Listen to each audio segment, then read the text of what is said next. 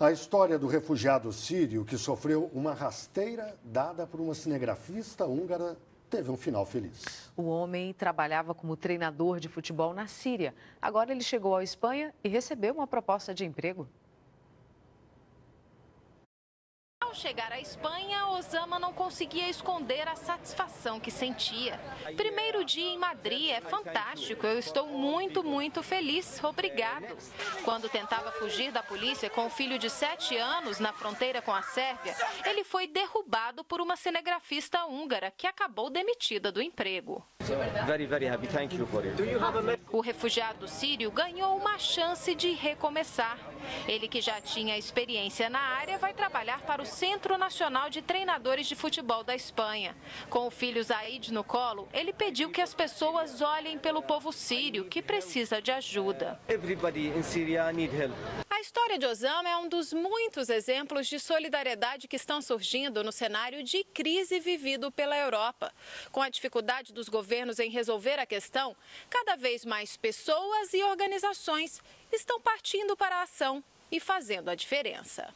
Em Londres, 2 artistas plásticos aclamados internacionalmente, o chinês Ai Weiwei e o indiano-britânico Anish Kapoor, decidiram fazer uma caminhada em solidariedade aos refugiados. Segurando cobertores, eles passaram pelos principais pontos da capital britânica, acompanhados pela mídia. Kapoor pediu que os governos encontrem soluções criativas para a crise e acrescentou que os migrantes são corajosos e criativos e tem muito a oferecer aos países europeus.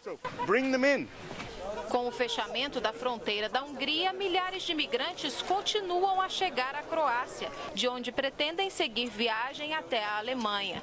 De acordo com a polícia, mais de 6.500 pessoas entraram no território em 24 horas e a situação começa a ficar caótica.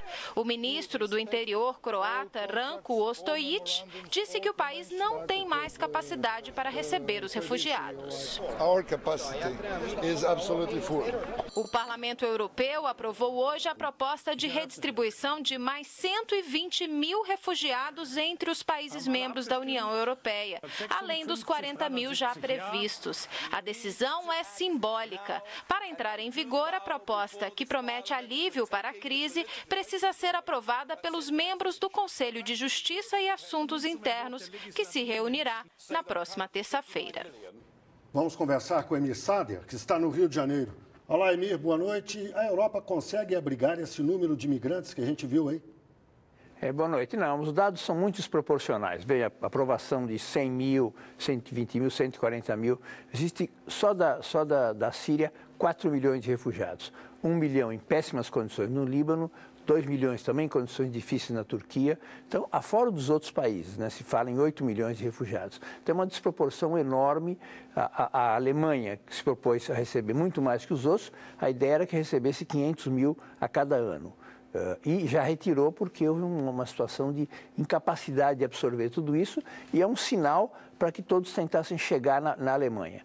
Então, é uma situação muito desequilibrada em termos daqueles que querem chegar e daqueles que a Europa consegue absorver. Amy, como é que o tema imigrantes interfere em processos eleitorais na Europa, em países como a Alemanha e a Espanha, por exemplo? Pois é, há um clima claramente conservador na Europa. Nesse marco, existem até manifestações solidárias importantes na própria Alemanha. Há uma semana e meia atrás, havia muitos cartazes em estádios de futebol da Alemanha saudando a chegada dos imigrantes. Já no fim de semana passado, apareceram vários cartazes rejeitando a chegada dos imigrantes. Provavelmente a atitude da Angela Merkel de atender ao seu aliado conservador da Bavária para suspender a chegada dos imigrantes tem a ver também com o clima eleitoral que ela vai enfrentar ano que vem.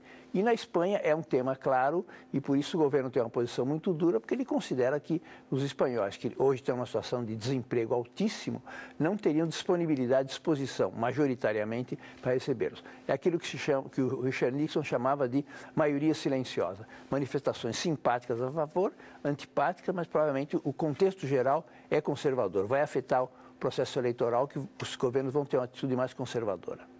Emir, até a próxima. Obrigado.